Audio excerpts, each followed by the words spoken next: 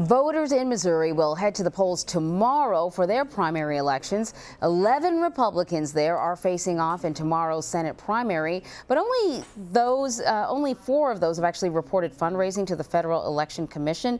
They hope to unseat incumbent Democrat Senator Claire McCaskill come November's highly anticipated race. So we're going to break this down. Jason Rosenbaum is a political reporter for St. Louis Public Radio, and he's joining us now with a breakdown of tomorrow's ballot. So one of the biggest issues for people in Missouri is this Proposition A ballot initiative. Can you tell us what that's all about and why it's important to voters? Proposition A is to determine whether Missouri's right-to-work law stays in effect or is repealed. And it's seen as a major test of both local and national labor unions. Proponents of Proposition A of wanting to keep right to work in effect include many Republicans and business groups who believe that it will end up creating jobs and providing more business opportunities. But opponents of this believe that if unions and employers are no longer require workers to pay dues as a condition of employment, that will lead to weaker unions and that will lead to worse contracts for workers. So the no side of this, which would mean repealing right to work, has gotten millions of dollars. They have a lot of enthusiasm. And not only do they want to repeal right to work, they want to repeal it by such a large margin that the Republican legislature doesn't even think about trying to reinstate right to work in 2019.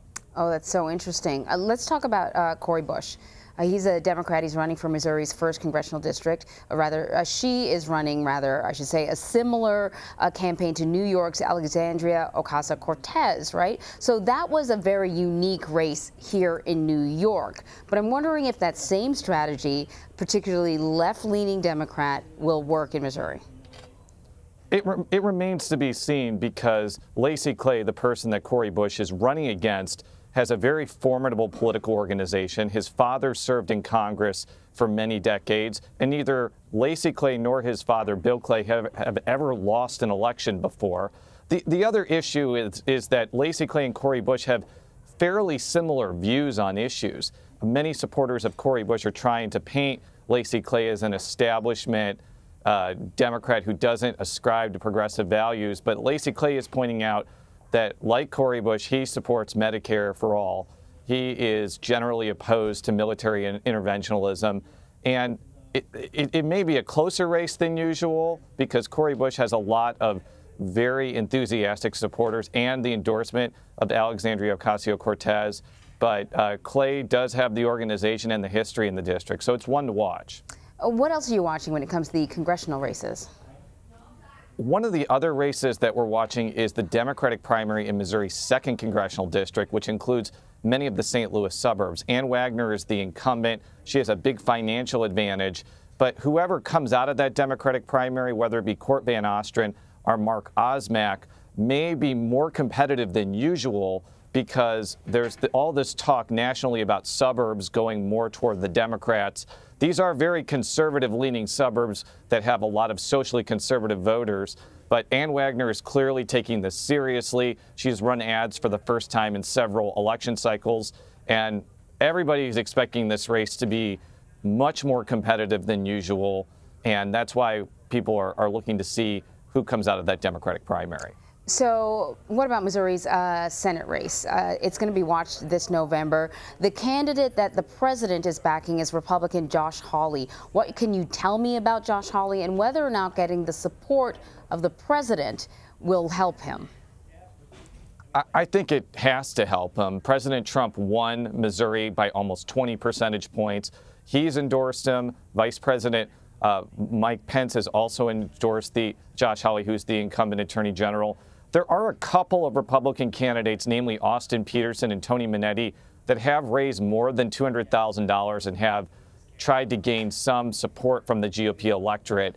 It's just going to be very difficult to catch up with Hawley because he has most of the organizational and institutional and financial support in the race. We'll be watching to see what the percentage of that contest is, because if it's closer than expected, it could be a not so good sign for Hawley's campaign health. if he wins by a comfortable margin, it's going to be all about McCaskill-Hawley going into November, which will probably be one of the most competitive, expensive, and contentious Senate races in the entire country. So for the voters there in Missouri, when it comes to this midterm election, is it going to be a commentary on national politics, or is it going to be a locally focused race? I've always tended to believe it's more of a national environment question. There was all this talk earlier this year about the woes of now former Governor Eric Greitens was going to affect that race. Well, Greitens is gone now, and now I think it's going to be whether voters in Missouri still believe in President Donald Trump's agenda or whether they've soured on him. Certainly, it's a high bar for a Democrat to go over when you're going from a 19-20-point victory in 2016 to 2018, even if 2018 is a more Democratic-leaning year. But I would not count out Claire McCaskill under any circumstances. She's one of the best retail politicians in the state. She's been campaigning hard in places that Trump ended up winning by a lot. But I also wouldn't, if Hawley ends up winning this primary, he's also going to be formidable because he doesn't have a voting record that's exploitable. He is a very energetic public speaker, and he'll have the full support and financial resources of the GOP establishment, and they clearly want to flip this seat to the red side, especially after Missouri voted for 100% Republican statewide officials in 2016. All right. Well, Jason Rosenbaum will be watching this race and hopefully checking in with you again. Thank you so much. Thank you for having me.